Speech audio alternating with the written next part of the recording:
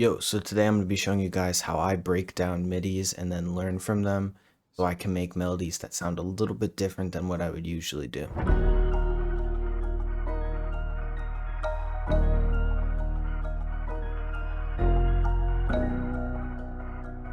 So just before we start off, thank you to the guys at buyloops.com for sending me over the MIDI kit volume 1. It's a very good kit, but if you like what you see, definitely go check it out.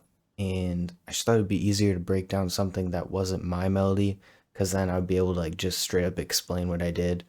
But this will be a little bit more of a challenge. So I'm gonna go into the MIDI key section just because I'm kind of feeling like some piano, like dark stuff maybe. But I'm gonna go with this Melody 12, and it says it's at the 120 BPM. But we'll give it a listen and then decide what BPM we want it at after.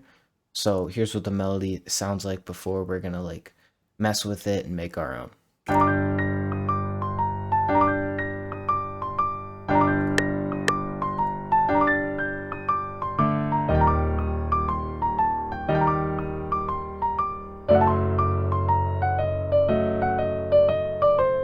Alright, so that's what the starting melody sounds like. So what I like to do first when I'm like trying to learn what someone did from just looking at a MIDI is pitch it down into a scale that I'm more familiar with. So for me, that's D sharp minor, all the black notes, and then F and B. First thing, you gotta check if it's actually a minor MIDI. So right off the bat, all of these are in the scale as well as the bass notes. But the thing that's weird is this D, so that might tell us that it's actually in a minor harmonic scale and not in the minor natural or Aeolian scale. And how you check if it's like in that scale is if you see this D and you don't see any of the note below that. So the normal like downwards progression, I guess, for D sharp minor would be D sharp, C sharp, B, and then A sharp. And if you don't see any C sharps and you see Ds instead, that means you're in a harmonic scale, not the Aeolian. So just to confirm, I'm going to go up here and see if we see any C sharps. So nothing there and nothing there.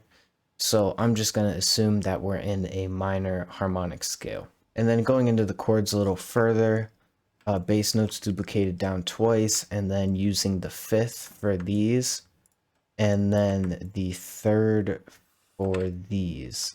So this section might sound a little like thinner, but like deeper at the same time, just because there's not as much like high end in the chord. And then in the top line, we can see that it's all in triplets. Yeah, that's pretty much it for the top line. It's a really repetitive pattern. As you can see, this kind of just repeats over, but then instead of this part going down to F sharp and then F, it just stays up at A sharp just for that variation. And then I think here it's getting pitched down 5. But I'm just going to check to make sure. All right, so it's not getting pitched down 5. It's just different notes that make it sound a little deeper. But again, that same kind of thing where here it doesn't have these 2 extra notes. It just stays at 1 note for a longer duration. It's a little bit of a higher note. And then this last part, we listen to this again.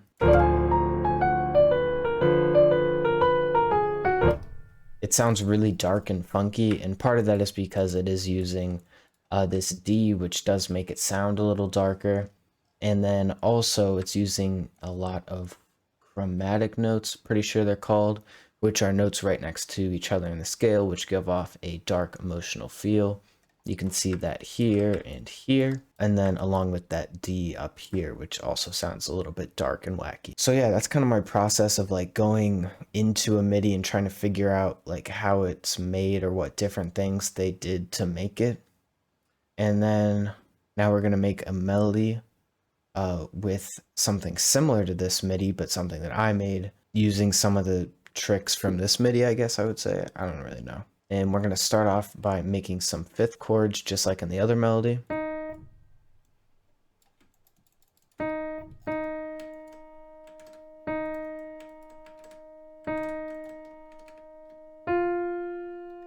So right away, I feel like 120 is a little bit too slow. I'm going to go ahead and bring it up to 133, I guess, and then see how that sounds.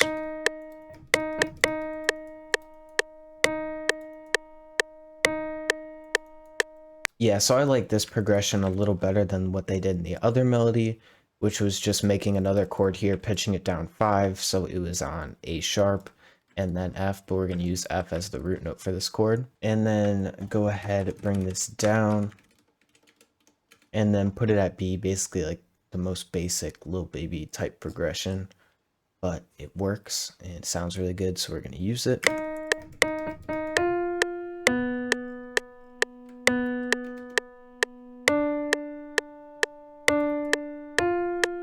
And then just like in the other melody, we're going to use that D and then leave out all of the C sharps in the melody to turn it into a minor harmonic scale. Yeah, so now we're going to go ahead and get some bass notes going.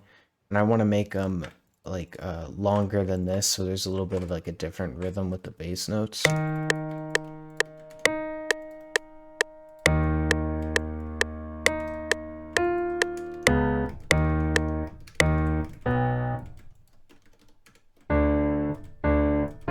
Alright, so that's pretty good for like root note and bass progression, I guess. So now we're going to go ahead and build up and start working on the chords. So again, we're going to use that fifth, which I believe is called a power chord when you just have the root note and the fifth, but might be wrong about that, so let me know. So I can go ahead and copy that over.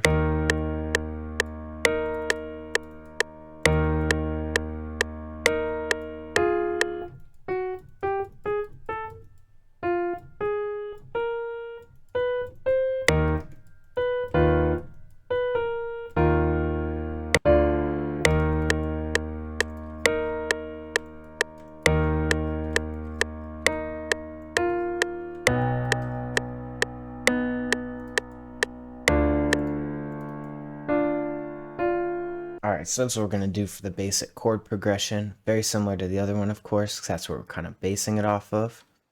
But then, right now, I think I want to strum just the chord part, so doing Alt-S, and then Alt-R to just randomize it just a little bit, bring it down just a touch. And then, just because I kind of have an idea of what I want to do with the other instruments, I want to put in this really fast, repetitive pattern. Well, not really that fast, but just using a F sharp and an F, and I'll show why I'm going to do this later, but just over and over again, and then maybe go in and do some like weird sweepy stuff just to make it feel a little bit less present, more like dynamic.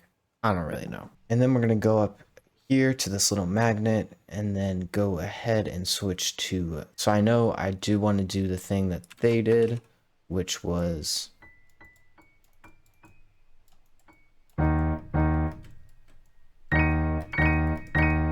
that little like trill at the beginning, but here I used a that C sharp, which I'm not supposed to, so I'm gonna go ahead and shift everything up like that.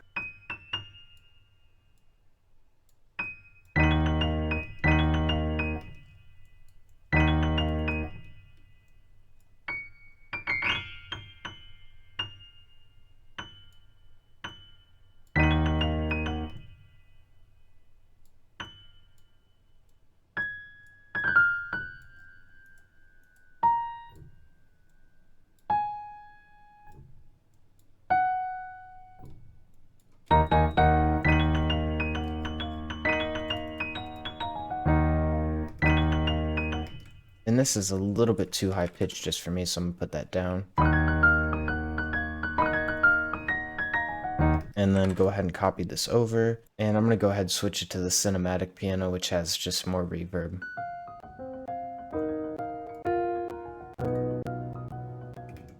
And then I already routed that to the mixer just by switching on one there, and I'm gonna go ahead and take out the lows, and then I think I want to add like a tape plugin on it and then maybe reverse this, because again, I have a kind of cool idea, but I don't know if it'll work. So I'm gonna go ahead and see if there's a different pitch that sounds cooler.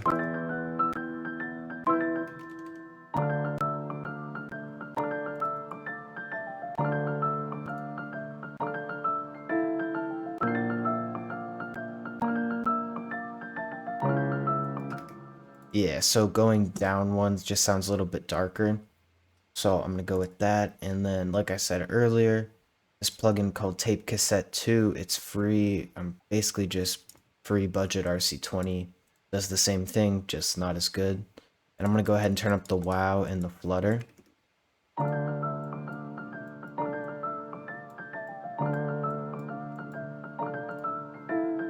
And then there's this bass and vital that I really like, and I'm going to use it for this. It's like a Moog short pluck kind of thing. It's called Moog pluck. I like to use it for like this and like ambient synthy melodies. So I'm gonna throw that in there.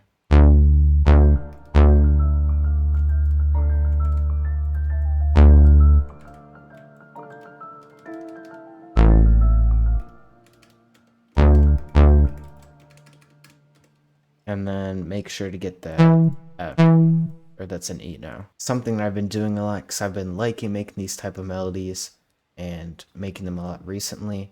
And in Atmosphere, I didn't realize what this little folder is, but Trons and Optical, amazing. You go over here to acoustic strings, you got some like crazy vintage sounding strings. All of it sounds really cool.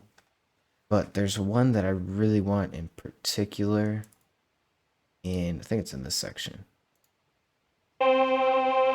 Yeah, so it's like a string and a choir and like a synth all like combined together. I did this the other day, and I really liked the way it turned out. But the reason I left these notes in here is because we're going to go ahead and copy just the bass chord progression, do Control C, over here Control V, and then get rid of those extra notes left over from that downward roll that we used. And I'm going to go ahead and solo this.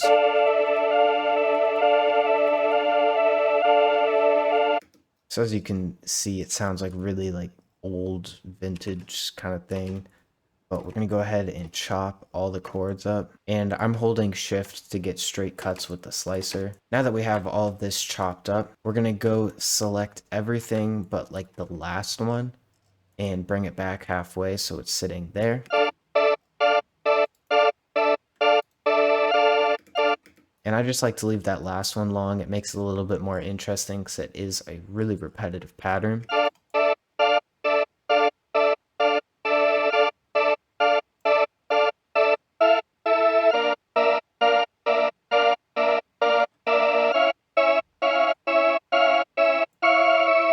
And what this is going to turn into is like a crazy reverse sounding texture.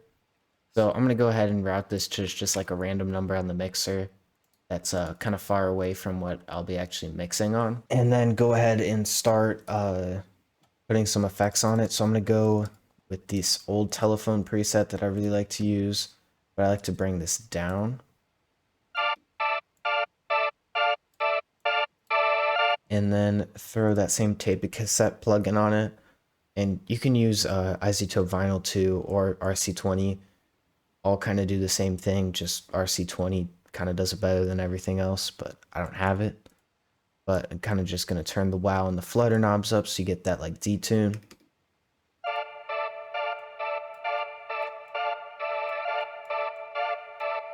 So basically we're copying that same piano effect rack, effect chain that we did on the piano, and then we're going to go ahead and render this out so it's soloed, and then quick render as audio clip. Go ahead and reverse this, and then we're just going to chop this up, and I'm going to go here. This seems like a good like amount to chop it, I guess, because the last chord does like change at that amount.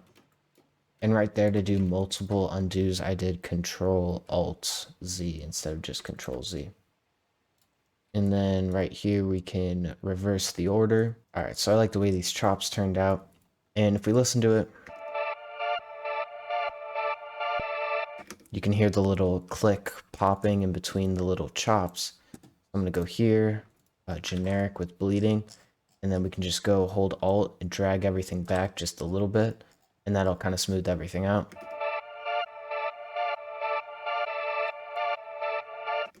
And also the reason why we put that long chord in is because it sounds crazy when it's reversed. And then just before we do anything else, I'm going to go ahead and re-record this just so it's all one audio clip and not like a bunch of little chops. Yeah, so that little reverse thing we did just really adds a nice like background texture and kind of brings some more energy into it. So we're going to go back into Omnisphere and grab a piano, and then I'm going to grab the wash piano.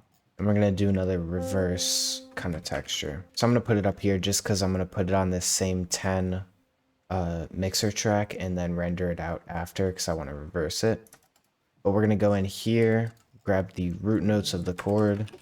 So that would be D, E, A sharp, and then C sharp, and then the other E. Then we're going to go ahead and put this up and then chop it up. So just going to do something like that. Maybe have it like lead up into it. And then do a little roll at the end here too. And then we're going to throw ambience on this along with the same effect chain that we did earlier. And then maybe halftime too and reverse it. Should sound pretty cool. And again, solo everything. Put this on to 10. Which has all this stuff on it again. And then instead of this reverb, we're going to take this out and put a thing of ambience on it. This will just, it's kind of like a more reverby reverb. It's free. You can go grab it and try it out. And then we can go ahead and render that out. And then I'm going to normalize this and reverse it just to see like where the chord changes. And then that should be a pretty cool, of course, another background like ambience texture. Alright, so that is sounding pretty cool. And then I want to grab a mallet. So I'm going to grab the felt one. And then we're going to copy that same pattern that we used for the synth string kind of thing. And now that we have this in a mallet, again, want to just kind of mess this up and make it kind of like a wave. So it's a little bit unique and not just like randomized, but it's a little bit different than that. So then randomize that after just to give it a little bit something more. Bring it down.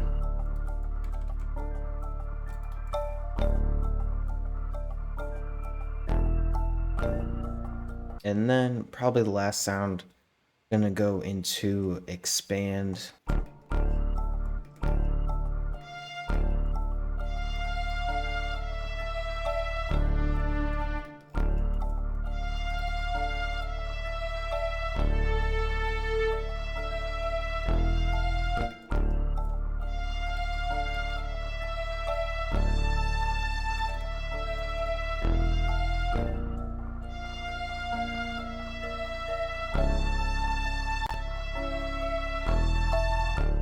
And I think I'm going to switch that out for the violin that I like, the violin solo, I think it's called.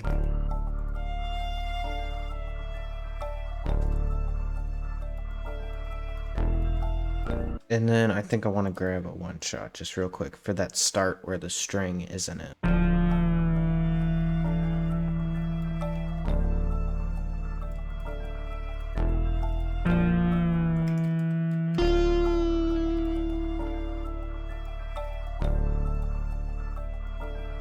And then go ahead and mix this, and I'll let you know what I do in a second. Okay, so just finished the mix. Pretty simple. Already showed what I did on the piano. And then on the reverse texture, I have that radio EQ, like I said earlier, and then a cut there. There was some harsh frequencies there, so I took those out. And then imager. On the reverse piano texture, I have reverb, and then this EQ, there was again harsh frequencies there that kind of hurt my ears, so I took them out. Then on the mallet, I have this EQ, there was some like airy noise up here, so I took that out, and then the low, so nothing clashed with the 808. And then reverb on the violin, I have this EQ to boost the highs, and then kind of containing it here, because there was nothing I wanted from down here. And then again, there was some weird stuff up here, so I took that out. Reverb on the one shot, I did this EQ to make it sound a little bit less high pitched, and then reverb. And then on the bass, did this because you got a really plucky sound up here, I didn't want all of that, so I kind of faded it out so you still have some of that pluck. Like you can still has some of the pluck, but it just sounds a lot deeper. So now I'm gonna go ahead and lay this out, and then just kind of lay this out real quick. Probably gonna skip it because this video is gonna be so long. Alright, so I don't like the way this violin sounds. So I'm gonna go ahead and just for like an extra like high-end part where that violin would sit, I'm just gonna render the piano out as an audio clip and then pitch it up an octave and put it down low just so there's a little bit more variation, but not using that violin because it kind of sounds wacky. And then I'm gonna go ahead and render this out.